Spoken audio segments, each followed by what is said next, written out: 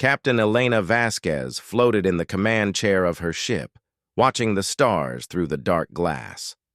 Her ship looked like empty space to anyone who might be looking. No one could see them. No one even knew they were there.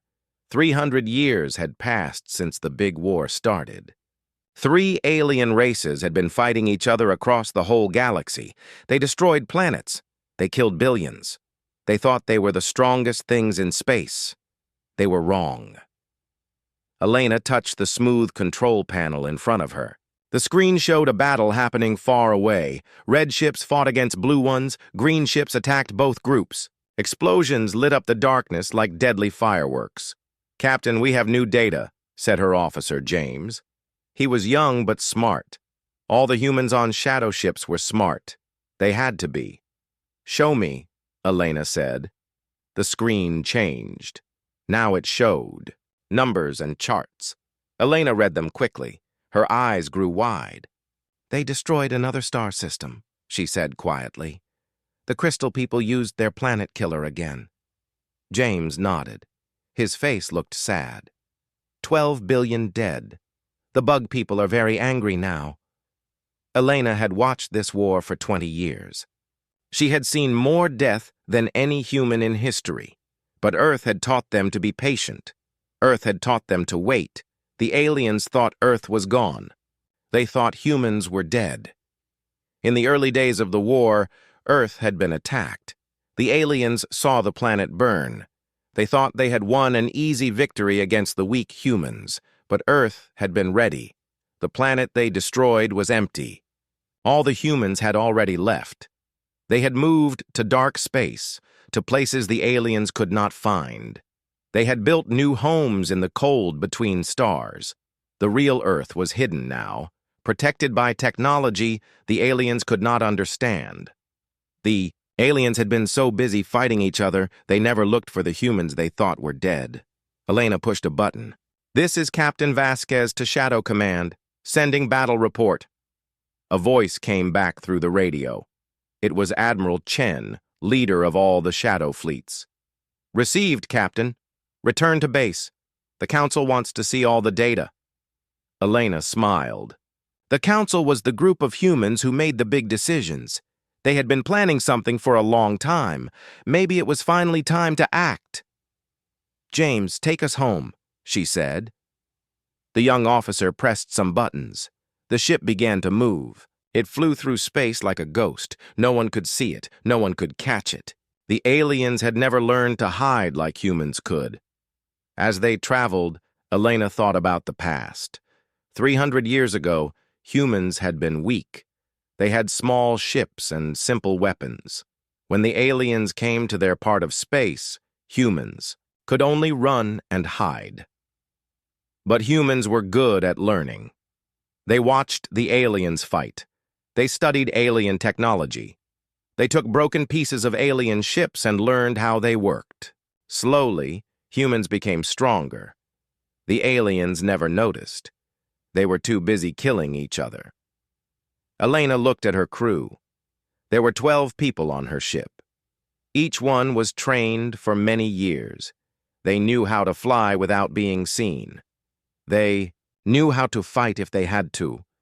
They knew how to stay hidden in the dark. "Captain," said Maria, the weapons officer, "I have been thinking about the alien ships we saw today." "What about them?" Elena asked. "Their shields are strong against energy weapons, but I think our new guns could break through them." Elena nodded. Human weapons had become very advanced. They used technology that the aliens had never seen. "We will know soon enough if you are right." The ship flew for 3 days. Finally, they reached the hidden base. It was built inside an asteroid field that looked empty. But the asteroids were hollow. Inside them were cities and factories and shipyards. Thousands of humans lived here. They built weapons and ships. They planned for the future. They waited for the right time to strike back. Elena's ship flew into a docking bay. The bay was hidden inside what looked like a normal space rock. As soon as they landed, Elena went to see Admiral Chen. The admiral was an old man with gray hair. He had been fighting this secret war longer than anyone. He had seen his family die when the aliens first attacked. Now he lived only for revenge. "Captain Vasquez," he said, "your reports are very useful. The aliens are getting weaker." "Yes, sir. They have been fighting for so long, they are running out of ships and soldiers." Admiral Chen smiled. It was not a happy smile. "Good. Our scientists have been working on new technology. Soon we will have weapons the aliens cannot imagine." Elena sat down. "When do we strike?" "Soon. The council meets tonight. We will decide if it is time to end this war." Elena felt excited. For 20 years, she had watched aliens kill each other. She had seen them destroy beautiful worlds. She had counted the dead, but she had not been allowed to fight back. That night, the council met in a big room deep inside the asteroid. 100 humans sat around a table. These were the smartest and strongest humans alive. They had led their people through 300 years of hiding. Admiral Chen stood up. "Friends, the time has come. Our enemies are weak. Our weapons are ready. We can win this war." An old woman raised her hand. "What about the cost? If we fight, some of us will die." "If we do not fight," said another council member, "the aliens will eventually find us. They will kill all of us." Elena listened to the debate. Some humans wanted to wait longer. Others wanted to attack right away. Finally, they voted. The vote was close. But the warriors won. "We attack in 1 month," Admiral Chen announced. "All shadow fleets will prepare for Operation Emergence." Elena felt her heart beat faster. Operation Emergence was the plan to reveal humanity to the galaxy. After 300 years of hiding, they would finally fight back. The next morning, Elena returned to her ship. Her crew was excited but nervous. They knew that everything was about to change. "Captain," James asked, "do you think we can really win?" Elena looked at the young man. He had been born in the shadow bases. He had never seen Earth or any alien world. He only knew the darkness between stars. "James, our enemies think we are dead. They do not know what we have become. They have spent 300 years killing each other. We have spent 300 years learning how to kill them." James smiled. "I understand, Captain." Elena looked out at the stars again. Somewhere out there, the aliens were still fighting. They were still destroying worlds and killing billions. They thought they were the masters of the galaxy. Soon, they would learn the truth. The humans they thought were extinct had become something much more dangerous. They had become the shadows that moved between stars. They had become the watchers in the dark, and now the watchers were ready to strike. Elena touched her control panel one more time. On the screen, she could see the alien fleets fighting their endless war. In 1 month, that war would end. Humanity would make sure of it. The galaxy had forgotten about the humans, but the humans had not forgotten about the galaxy. They had been preparing for this moment for 3 centuries. Now it was time to remind everyone that humans were still alive, and they were very, very angry. Admiral Chen stood in the war room deep inside the hidden asteroid base. The walls were covered with screens showing battles across the galaxy. Red lights blinked where alien fleets were fighting. Each light represented thousands of ships and millions of lives. The 3 alien races had been at war for so long that they had forgotten why they started fighting. They only knew how to kill each other now.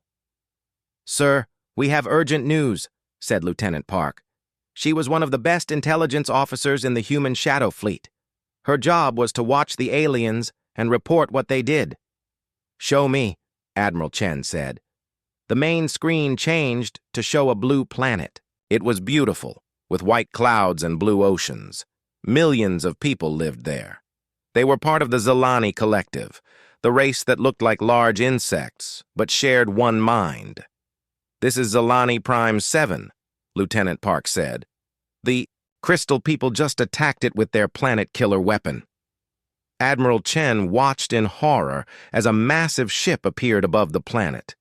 The ship was made of living crystal that glowed with deadly light. It was 10 miles long and shaped like a spear. "No," Admiral Chen whispered. The crystal ship fired. A beam of pure energy hit the planet. The beam was so hot it melted the ground. The planet began to crack apart like a broken egg. Continents fell into the core. Oceans boiled away into steam. In 10 minutes, 8 billion people were dead. "The Vorthak Empire has destroyed 12 planets this month," Lieutenant Park reported. "They are trying to end the war quickly." The Vorthak were the crystal people. They had bodies made of living rock and metal. They were very smart, but they had no feelings. To them, killing billions was just mathematics. Admiral Chen felt sick. He had watched this war for decades, but it kept getting worse. "What is the Zelani response?" "They are very angry, sir. Their Queen Mind has ordered the release of the Death Seeds." Admiral Chen's face went pale. The Death Seeds were the most terrible weapon the Zelani had ever made. They were tiny machines that could destroy all life on a planet. The Zelani had promised never to use them. "Show me the deployment," he said. The screen changed again. Now it showed Vorthak space. Tiny ships were flying toward crystal worlds. The ships were too small to see clearly, but Admiral Chen knew what they carried. "How many Death Seeds?" he asked. 50,000, sir.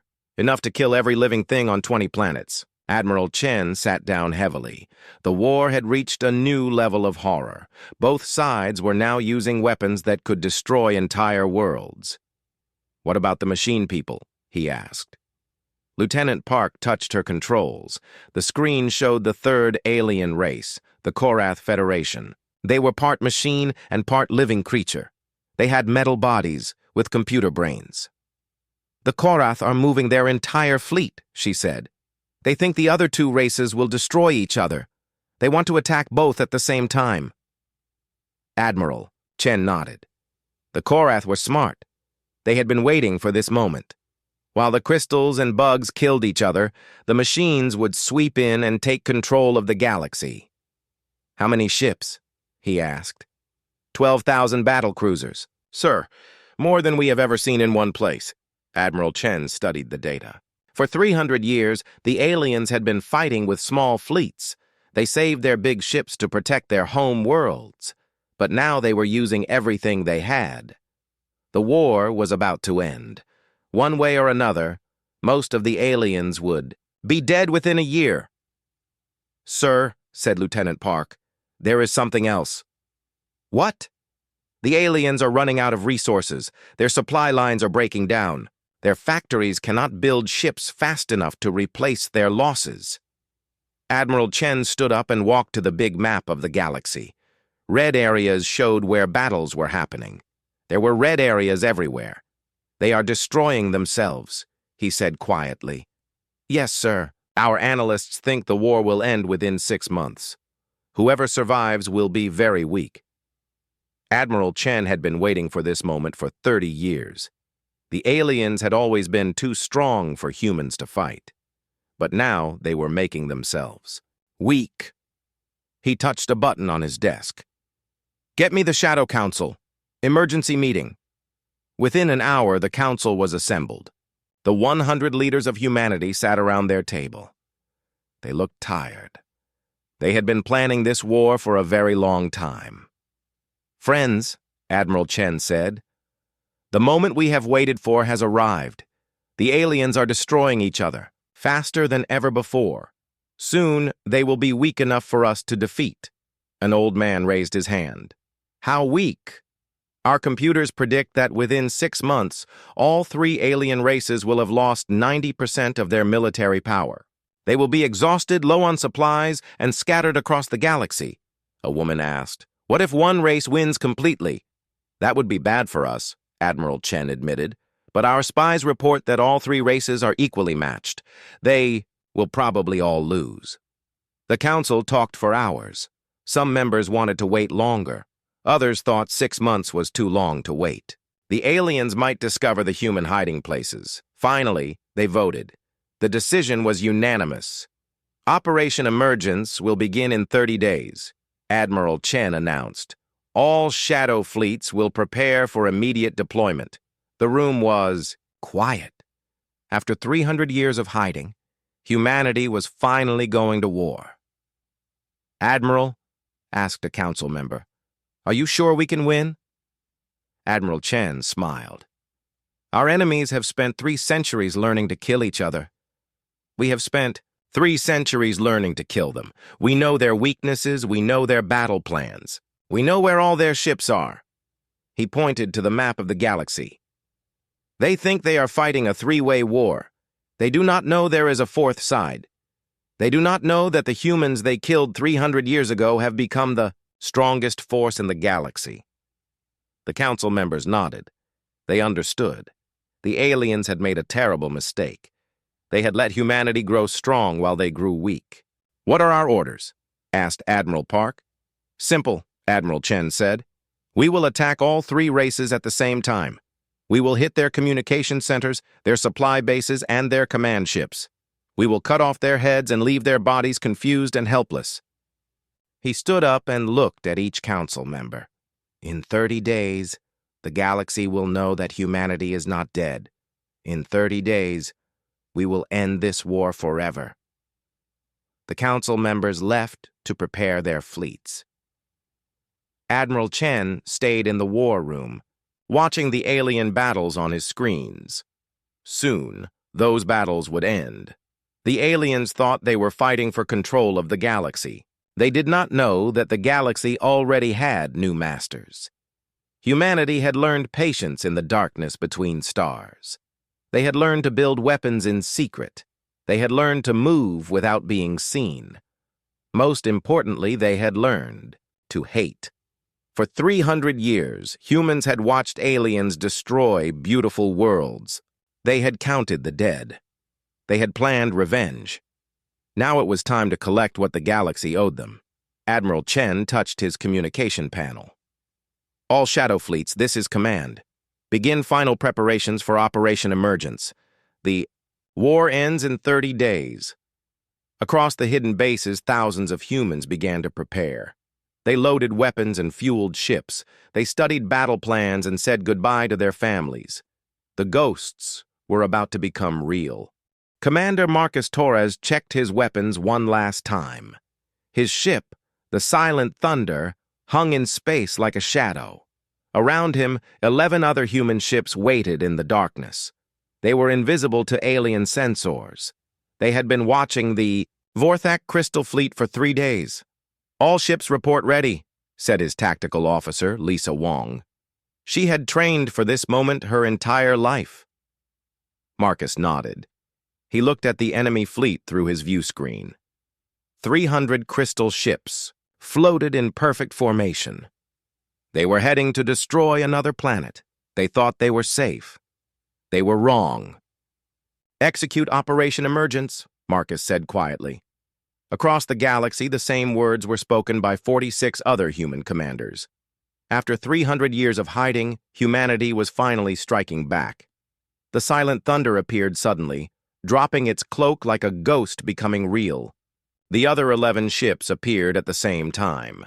Alien sensors began screaming warnings, but it was too late. Marcus had studied Vorthak battle tactics for 20 years. He knew exactly where to hit them. "Fire on the command crystals," he ordered. Human weapons lit up the darkness. These were not the simple guns that aliens used. These were phase cannons that could punch through any shield. The weapons had been built using technology from all 3 alien races, improved by human engineers. The first Vorthak command ship exploded in a flash of broken crystal. The aliens tried to respond, but their formation was breaking apart. Without their command ship, the crystal people could not think together. "Second target the communication array," Marcus said. More human weapons fired. The giant crystal tower that let the Vorthak ships talk to each other shattered into a million pieces. Now the alien fleet was blind and deaf. The battle lasted only 18 minutes. When it was over, 300 alien ships were floating dead in space. The human fleet had not lost a single ship. All targets destroyed, Lisa reported. No survivors detected. Marcus felt no joy in the victory. This was not about glory. This was about ending a war that had killed too many innocent people. "Take us to the next target," he said. Similar battles were happening all across the galaxy. Captain Elena Vasquez was attacking a Zilani supply base in the Outer Rim. The bug people never saw her coming. Their hive mind could not understand how humans moved so quietly through space. Elena's ship appeared above the alien station like death from the stars. The Zilani tried to send their fighter ships, but human point defense guns shot them down before they could attack. "Target the Queen Chamber," Elena ordered. Her weapons officer fired a single shot. The blast went through the station's shields and hit the central chamber where the local queen lived. Without the queen, the thousands of Zilani workers stopped moving. They just floated in space, confused and helpless. Elena felt sad watching them. The Zilani were not evil like the crystals. They were just following their queen's orders. But they had chosen to fight this war. Now they would face the consequences. In another part of the galaxy, Admiral Chen himself was leading the attack on the Korath Federation's main fleet. The machine people were the smartest of the three alien races, but even they could not prepare for an enemy they thought was extinct. Chen's flagship, the Earth's Revenge, was the most powerful ship humans had ever built. It was armed with weapons that could destroy small moons. Its shields were made from technology stolen from all three alien races. The Korath fleet was impressive, 2,000 ships arranged in perfect geometric patterns. Their metal hulls gleamed in the light of nearby stars. They looked unstoppable. But Admiral Chen had learned their weakness 300 years ago. The Korath were machines. They thought logically. They could not understand chaos. "All ships, random attack pattern 7, Chen ordered. The human fleet broke apart and attacked from 12 different directions at once. The Korath tried to respond, but their computer minds could not process so much chaos. They were used to fighting enemies who followed rules. Humans had no rules. Chen's ships dove through the alien formation like sharks through a school of fish. Human weapons fired in all directions. Korath ships exploded one after another, their metal bodies torn apart by phase cannons. The machine people tried to retreat, but Chen had surrounded them. There was nowhere to run. "Sir," his communications officer reported, "the Korath commander is trying to surrender." Chen thought about all the human worlds the machines had destroyed. He thought about the children who had died when the war began. He thought about 300 years of hiding in dark space. "No surrender," he said. "Finish them." The battle ended with the complete destruction of the Korath fleet. Not a single alien ship escaped. But the attacks on the military fleets were only the beginning. The real target was the infrastructure that held the three empires together. Human. Strike teams appeared at communication centers across the galaxy. These stations allowed the aliens to coordinate their war effort. Without them, the three races would be cut off from each other. Lieutenant Sarah Kim led one of these teams. Her job was to destroy the main Vorthak communication hub in the Crystal Sector. The hub was protected by powerful shields and automated defenses. Sarah's team used a new type of human technology called phase bombs. These weapons could pass through any shield and explode inside the target. The Vorthak had never seen anything like them. The communication hub exploded in a brilliant flash of light. Sarah watched the crystal towers fall and felt satisfied. The crystal people would not be giving orders to their fleets anymore. Similar attacks were happening at supply bases, shipyards, and command centers. Human teams struck 47 targets in the first hour. By the end of the day, the three alien empires had lost their ability to coordinate their war. The aliens tried to fight back, but they could not find their attackers. Human ships appeared, struck their targets, and vanished again. It was like fighting ghosts. On the Vorthak homeworld, the Crystal Emperor called an emergency meeting of his war council. The beautiful crystal beings gathered in their palace of living rock. "Report!" the Emperor commanded. His voice sounded like breaking glass. "Majesty, we have lost contact with 60% of our fleets," said the War Marshal. "Unknown attackers have destroyed our communication networks." "Who dares attack the Empire?" the Emperor asked. "We do not know, Majesty. The attackers appear from nowhere and vanish without trace. Their weapons are unlike anything we have seen." The Emperor was confused. In 300 years of war, he had never faced an enemy like this. The Zalani attacked in great swarms. The Korath attacked in perfect formations. But these new enemies fought like shadows. On the Zalani homeworld, the great Queen Mind was equally confused. Her thoughts reached out across space, but many of her children did not answer. Entire fleets had gone silent. "Who has done this?" the Queen Mind asked her daughters. "Unknown, Mother. The attackers strike without warning and leave no survivors." The Queen Mind was afraid. She had ruled the collective for 1,000 years, but she had never faced an enemy she could not understand. The Korath Federation was having the same problem. Their central computer tried to analyze the attacks, but the data made no sense. The attackers used impossible technology and tactics that violated all logical patterns. As reports came in from across the galaxy, a terrible truth began to emerge. The three alien races realized they were facing a fourth enemy, an enemy they did not know existed, but some of the older aliens began to remember. They remembered a small blue world that had been destroyed early in the war. They remembered a weak race called humans. "Impossible," the Crystal Emperor said when his advisors suggested the truth. "The humans are extinct. We destroyed their world ourselves." But deep down he began to wonder. What if the humans had escaped? What if they had been hiding all this time, growing stronger while the three empires grew weaker? On Earth's hidden colonies, Admiral Chen watched the reports from his commanders. Every attack had succeeded. The three alien empires were crippled and confused. "Phase 1 complete," he announced to the Shadow Council. "The enemy has lost the ability to coordinate their forces. We can now move to Phase 2. Phase 2 was even more ambitious. Human fleets would attack the alien homeworlds themselves. After 300 years of preparation, humanity was ready to end this war once and for all. Chen looked at the tactical display showing the entire galaxy. Red dots showed alien positions. Blue dots showed human forces. For the first time in 3 centuries, there were more blue dots than red ones. "Begin Phase 2, he ordered. "All fleets, advance to final targets." Across the galaxy, human ships began moving toward the alien homeworlds. The ghosts were becoming an army. The shadows were stepping into the light, and the three empires that had ruled the galaxy for 1,000 years were about to learn what happened when you awakened sleeping giants. The Crystal Emperor stood in his throne room, watching the stars through walls made of living crystal.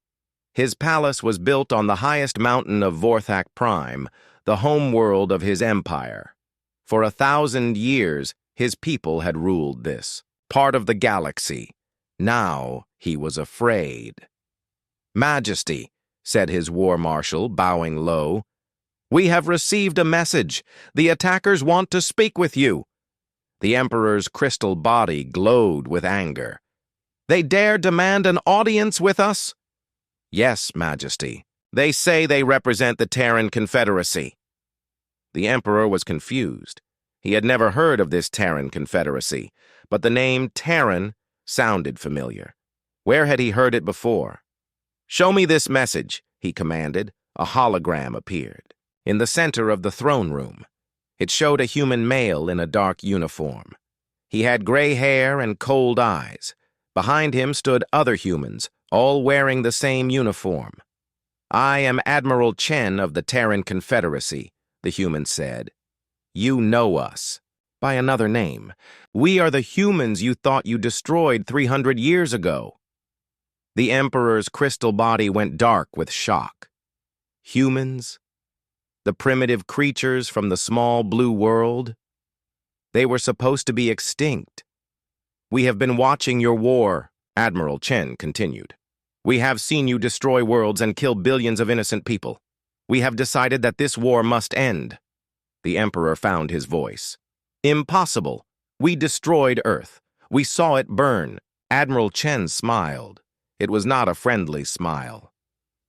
"You destroyed an empty planet. We had already evacuated. We have been hiding in dark space, learning your weaknesses, building our strength." The message continued.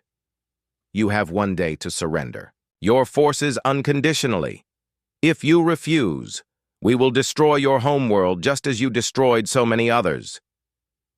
The hologram ended. The throne room was silent.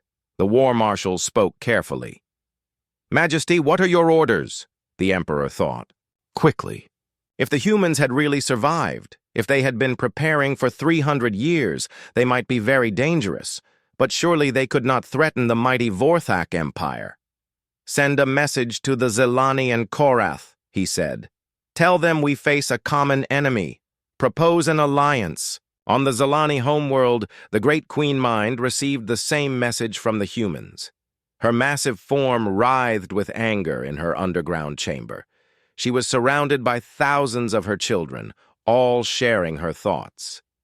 The Queen Mind remembered the humans. They had been weak and pathetic, easy prey for her warriors. How could they have survived? But as she thought about the recent attacks, she began to understand. The enemy had moved like no alien race she knew. They struck from shadows and vanished without trace. Only humans were clever enough to fight that way. "My daughters," she said to her children, "contact the Vorthak and Korath. We must unite against this threat." In the metal cities of the Korath homeworld, the central computer processed the human message. Its electronic brain calculated thousands of possibilities in seconds. The computer remembered every detail of the attack on Earth 300 years ago. The planet had been bombarded until its surface was molten rock. No life could have survived. But the computer was logical. If humans were attacking now, they must have survived somehow. The computer began to understand that it had been fooled. "Send response to organic allies," the computer announced. "Alliance protocols activated. Threat level maximum." For the first time in 300 years, the three alien empires agreed to work together. They had spent centuries trying to destroy each other. Now they faced an enemy that might destroy them all. The alien alliance moved quickly. Crystal ships, bug swarms, and machine fleets gathered at the edge of Vorthak space. It was the largest military force ever assembled in galactic history. Admiral Chen watched the alien movements from his flagship. His intelligence officers reported enemy fleet positions in real time. "Sir," said Captain Vasquez, "they have assembled over 10,000 ships. That's more than we expected." Admiral Chen nodded. "They are afraid. Good. Fear makes people do stupid things." He was right. The three alien races did not trust each other. They had been enemies for too long. Their alliance was weak and confused. The Vorthak wanted to attack immediately with overwhelming force. The Zelani wanted to use swarm tactics to surround the humans. The Korath wanted to analyze human technology before fighting. They could not agree on a strategy. Admiral Chen decided to take advantage of their confusion. He ordered his fleets to attack the alien alliance before they could organize properly. The battle began at the edge of the Vorthak system. Human ships appeared from hyperspace and immediately opened fire on the alien formation. The aliens were ready this time. They had their shields up and weapons charged, but they were not ready for what the humans brought to the fight. Commander Torres led the attack in his new ship, the Vengeance. It was twice the size of his old ship and armed with weapons that could crack planets. "Target the Zelani Queen ship," he ordered. The Queen ship was massive, the size of a small moon. It carried 1,000,000 Zelani warriors and their controlling queen. If Torres could destroy it, the entire Zelani fleet would be paralyzed. His weapons fired. The shot was a beam of pure energy that bent space itself. It went through the Queen ship's shields like they were made of paper. The Queen ship exploded in a ball of fire that lit up half the star system. 1,000,000 Zalani died instantly. The rest of their fleet stopped moving, confused and leaderless. But the Vorthak and Korath kept fighting. Their ships advanced on the human fleet, weapons blazing. The Crystal Emperor himself commanded the Vorthak fleet. His flagship was a mountain of living crystal that could destroy entire planets. He fired his main weapon at Admiral Chen's ship. The blast would have vaporized any normal ship, but Chen's flagship had shields made from technology stolen from all three alien races. The crystal weapon hit the shields and bounced harmlessly into space. "Return fire," Chen ordered. His ship's main gun fired once. The shot hit the Emperor's flagship and cracked it like an egg. Crystal shards flew in all directions. The Crystal Emperor died as his ship broke apart around him. The Korath tried to retreat, but human ships were faster. Machine logic could not compete with human creativity. The metal ships were hunted down and destroyed one by one. In 6 hours, the Great Alien Alliance was defeated. 10,000 ships became floating wreckage. The three most powerful empires in the galaxy had been broken by an enemy they thought was extinct. News of the defeat spread quickly across alien space. On 1,000 worlds, alien populations learned the truth. The humans had returned. The weak creatures they had dismissed were now the strongest force in the galaxy. Panic spread through the three empires. Some aliens tried to flee to distant stars. Others hid in underground bunkers. Many simply gave up hope. On Vorthak Prime, the surviving crystal nobles gathered in emergency session. Their emperor was dead. Their fleet was destroyed. They had no idea what to do. "We must surrender," said one noble. "The humans are too strong." "Never," said another. "We are the Vorthak Empire. We do not surrender to inferior beings." But they were no longer an empire. They were refugees on their own world, waiting for human ships to arrive. The Zalani were in worse shape. Without their queen mind to guide them, the collective was falling apart. Individual Zalani wandered aimlessly through their cities, unable to think for themselves. The Korath tried to calculate their chances of survival. Their computers worked for days, but the answer was always the same: 0% chance of victory. The logical choice was surrender. Admiral Chen gathered his fleet for the final assault on the alien homeworlds, but before he could attack, something unexpected happened. The three alien races sent another message. This time they were not trying to negotiate. They were begging for mercy. "We surrender," the message said. "Please do not destroy us. We will do anything you ask." Chen studied the message for a long time. He thought about all the innocent people the aliens had killed. He thought about 300 years of human suffering. But he also thought about the future. If humanity destroyed the three empires completely, the galaxy would be empty and lifeless. That was not what Earth wanted. "Open a channel," he told his communications officer. The aliens waited nervously for his response. On their homeworlds, billions of beings held their breath. "We accept your surrender," Admiral Chen said finally. "But there will be conditions. The galaxy needs new rules, rules that prevent wars like this from ever happening again." He paused, looking directly into the camera. "You called us inferior beings. You thought we were weak. You tried to exterminate us." His voice grew hard. "You were wrong about everything. We are not your inferiors. We are your superiors, and we will prove it by doing something you never could." "What?" asked a trembling Vorthak voice. "We will bring peace to the galaxy," Admiral Chen said. "Real peace. Not the peace of the grave, but the peace of cooperation and growth." The aliens did not understand. How could beings they had tried to destroy be offering them mercy? They would learn. Humanity had spent 300 years not just building weapons, but building wisdom. They had learned that true strength came not from destroying enemies, but from turning enemies into friends. The war was over. Now the real work would begin. 6 months after the Great Surrender, Admiral Chen stood on the balcony of his new office on Terra Station. The massive space station hung in orbit around Earth's moon, serving as the headquarters for the Galactic Reconstruction Authority. Through the transparent walls, Chen could see ships from all 4 races working together. Human vessels guided Vorthak crystal builders as they repaired damaged space stations.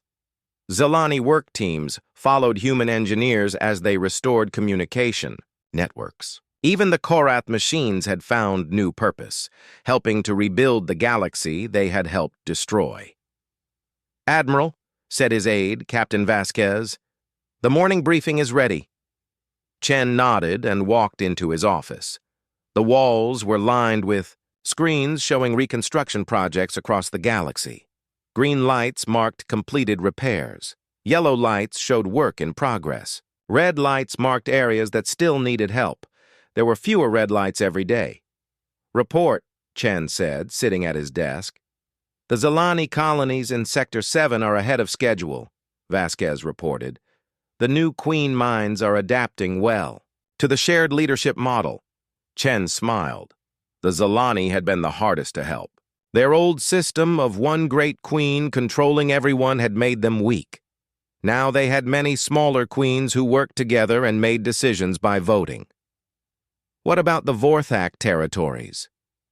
"The Crystal people are rebuilding their industrial centers, but they keep asking for permission to expand their military." Chen frowned. Some aliens still did not understand the new rules. "Remind them that military forces are limited under the peace accords. They can have defensive ships, but no planet killers." "Yes, sir." The Korath have submitted their monthly efficiency reports. Productivity is up 20%. The machine people had adapted fastest to the new system. They liked having clear rules to follow. They were happy to work on rebuilding projects because the humans gave them detailed instructions and measurable goals. "Any problems?" Chen asked. "A few minor incidents. Some Vorthak nobles are still complaining about human authority. A Korath factory manager tried to speed up production by skipping safety protocols. Nothing serious."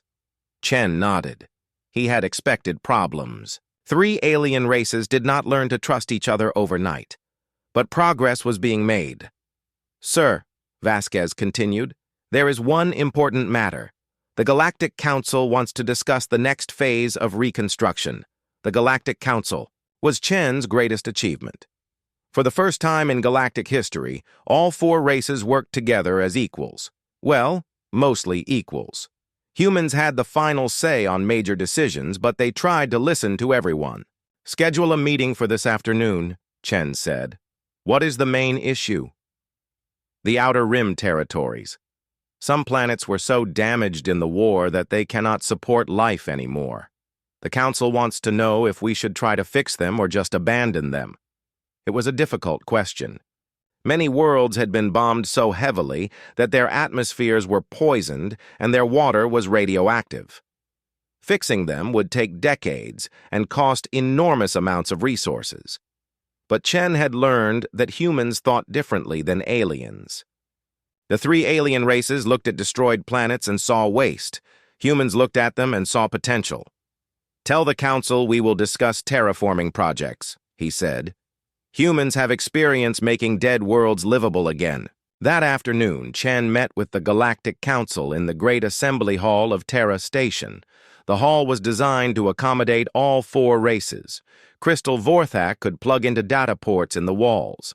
Zelani could cluster together in group discussion areas. Korath could interface directly with the station's computers. Humans could use traditional tables and chairs. The council had 16 members, 4 from each race. They met every week to discuss reconstruction projects and plan for the future. "Friends," Chen said, standing at the center of the hall, "we face a choice about the Outer Rim worlds." High Crystal Lord Nexus spoke first. He was the leader of the surviving Vorthak nobles. His crystal body glowed with blue light as he talked. Admiral Chen, these worlds are useless. We should focus our resources on planets that can be easily repaired. Queen Mother. Silk disagreed. She spoke for the reformed Zelani collective. Her insect-like body clicked as she moved. The Outer Rim worlds were home to billions of our children. We cannot abandon them. Unit Prime. 7 represented the Korath Federation. Its mechanical voice was emotionless, but logical. Terraforming. Projects require significant resource allocation. Cost-benefit analysis suggests abandonment is more efficient. The human representative was Director Sarah Kim, who had once led strike teams against alien communication centers. Now she managed humanitarian projects. "We can make those worlds livable again," she said. "Humans have done it before." Chen listened to the debate for an hour. The aliens made good logical arguments. Saving the dead worlds would be expensive and difficult. Resources could be used more efficiently elsewhere. But Chen remembered the human colonies in dark space. Humans had built homes on asteroids and in the void between stars. They had learned to make life flourish in the most impossible places. "We will attempt terraforming," he decided.